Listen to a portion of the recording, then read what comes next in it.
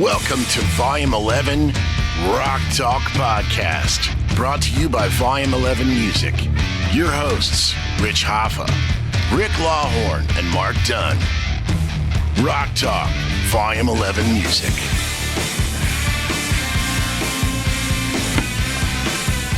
Hey, this is Rock Talk at Volume 11 Music. My name is Rich. Rick Lawhorn. Mark Dunn. So we got a new concept here, podcast. We're going to talk about music, all things music related, our experiences. We're going to talk about business. We might even do some gear reviews, things like that. And we want to answer questions that you might have as well. So the first episode, I think we're just going to kind of, tell you who we are and all that stuff. So I guess I'll start. My name is Rich. I got into music, little kid, started playing drums. I went through a couple various other instruments and, of course, landed with the drums. My dad was a drummer, things like that. And then around the same time, I also got into motorcycles as well, that type of thing. And started playing music, rock band back in the 80s, played in various different bands with this guy, Rick, and we played together, worked in a music store. I left off and got back into racing and still played drums and all that stuff, and then led me through a 27 year career in music. Actually motorcycles, got back into music later on in life, and so I had a little bit of period there where I really wasn't listening to a lot of newer music and things like that, and then it led me to opening up the store here, and we'll talk about that more in another episode and all that. So you guys want to take over and talk about who you are and what you do and where you came? Go ahead, Rick. All right. Well, I'm Rick Lawhorn, and one of the guitar teachers here. And I'm originally from Northern Virginia. As a young kid growing up in Northern Virginia, to be quite honest, I didn't know a whole lot about music. I liked music. I'd hear songs on the radio. We had AM radio, if y'all remember AM stations. That would be. You can only play that in the morning, though, right? Yeah, right. Yeah. That's right. Only in the morning. Yeah. So hold the antenna one way. Yeah, exactly. Yeah. It pretty much was. You're right about that. So right. Any song that was a hit single, you could hear it on AM radio. So you'd hear anything back in the 70s, an Elton John song, John Denver, Captain and Tennille. You never knew what you were going to get. Hadn't really heard much real driving rock and roll, but I did like music. Long story short, my family moved down this way in the late 70s, early 80s, and then I discovered FM radio. Woohoo! Well, what's on FM radio? Rock bands. So all of a sudden you start hearing all these bands, AC/DC, Led Zeppelin, Jimi Hendrix, Leonard Skinner, Van Halen, and there's guitar all over the place, tons of guitar. So that really got me excited about the guitar specifically. Met some kids in school that played, and some of the dads were good guitar players, so I got to see a lot of cool local guitar playing, and took a handful of lessons for a good number of years with a local teacher that we had here named Pete Sellers, great teacher, learned a lot from him. The actor?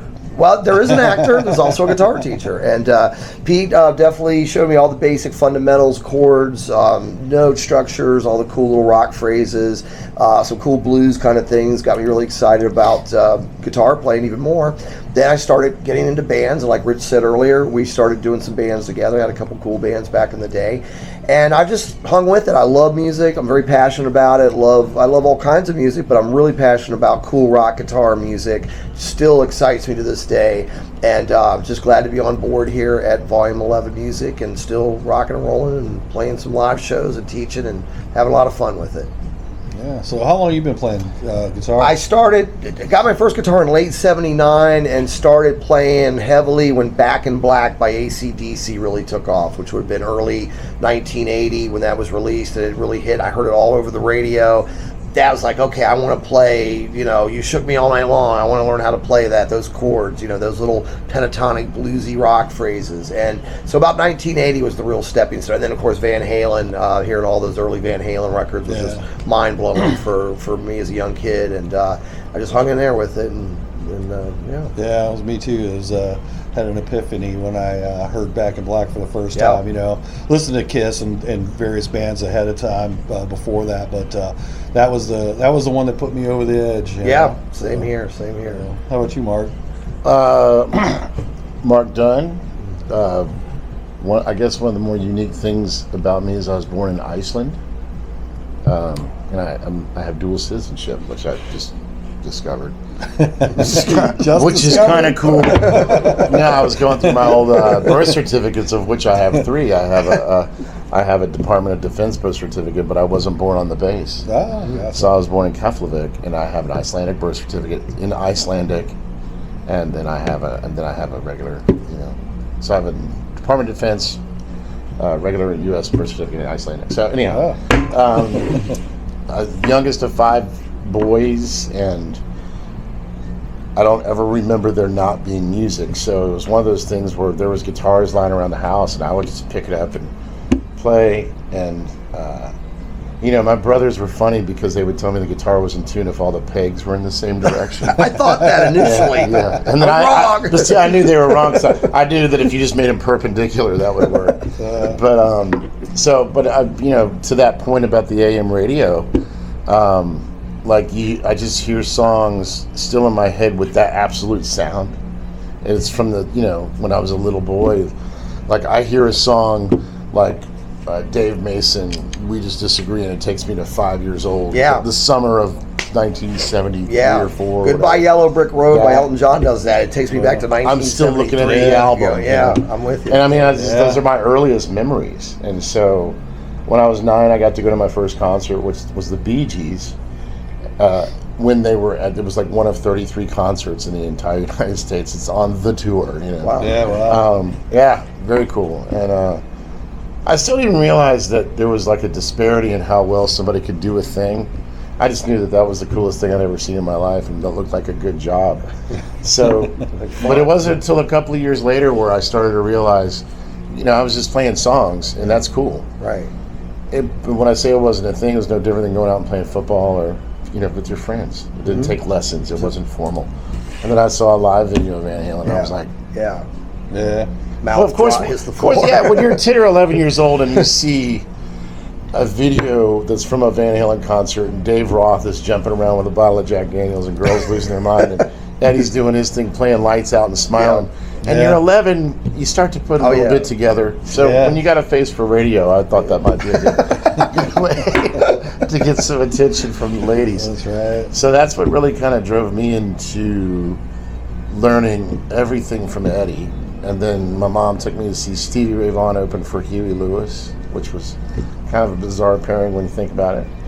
And I thought Stevie was great. So that kind of took me down that the tack. Texas blues thing. Yeah. I love it. And then I would read the articles. This is a funny story though. So my favorite guitar player right now is Eric Johnson. Yep. And my brother Larry, my oldest brother, that was in my freshman year in high school. I think it was. And he was an 85 or 86 issue of Guitar Player.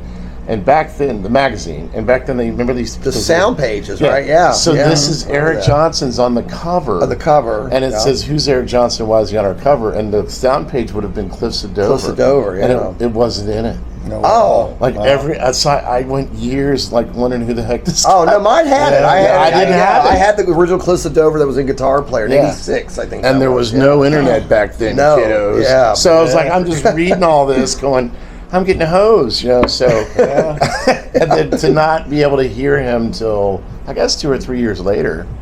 And that's really what made me, I think, the first time I saw him, was like, that was really inspiring. Half the people there that night were selling their gear the next day, and the other half was buying it. He just makes you go, how's he doing it? And it makes it's fun. And so it's when you were talking about how much fun you have with rock guitar today. Yeah. It's a lot of fun to try and decode all the players. Yeah, there's so many great ones. Sure. And there's like one question I always get is, who's the best guitar player? Well, there's so many great ones. I don't even know how to answer that. They're all cool. It's just listening to everybody, like you said, Stevie Ray Vaughan or Hendrix or Van Halen or Steve Vai or Yngwie Malmsteen or Gary Moore or anybody, and going, that's what they were doing. That's so cool, and just the way they put the puzzle together. Yeah, well, a lot of it was just what they brought to.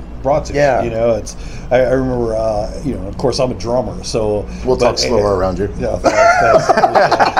I'll try to pick up and get it on your level. But I forget when somebody was asking, pick your top 10 guitar players of all time and whatever, and of course, you got great guitar players, we got technical guitar players, but what did they bring? And I always, I always put, of course, Chuck Berry on there. I don't think there's a guitar player today that doesn't play a Chuck Berry. 100%. Back in the 50s, and things like that. So so it all comes down to different levels.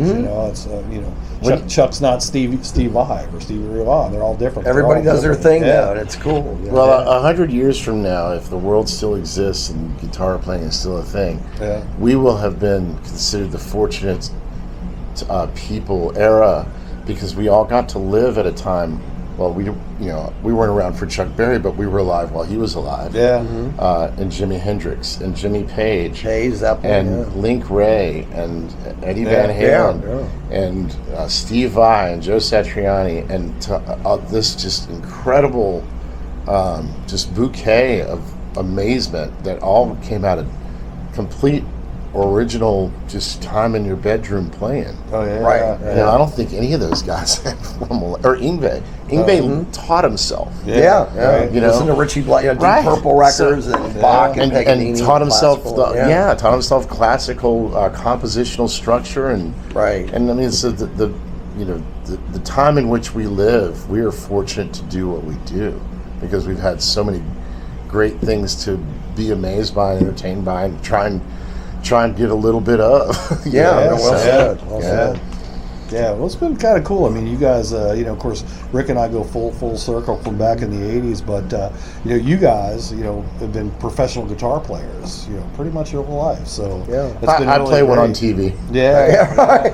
Well, of course, I went the other direction. I went more on the business end of it, and worked in my two hobbies my whole life. So it's been music or motorcycles, my entire life. So we're going to sell motorcycles here, Rich. It's in the future. I mean, it's going to be Rich's garage here. Music equipment. We can make some of those sound like a guitar, some motorcycle stuff. Coffee shop. We'll have we'll have some good stuff in here. Isn't the intro to Hot for Teacher? Isn't that a Harley Davidson? That sounds like it. Sounds like it. Yeah, that's it. So. But we're gonna talk about all things music and a lot of gear and like I said, give us questions. I mean, you got a lot of experience here. Got a lot of things to talk about, and it'll be a lot of different upcoming episodes. And hope you enjoy it. And don't forget to hit that subscribe button. See you guys.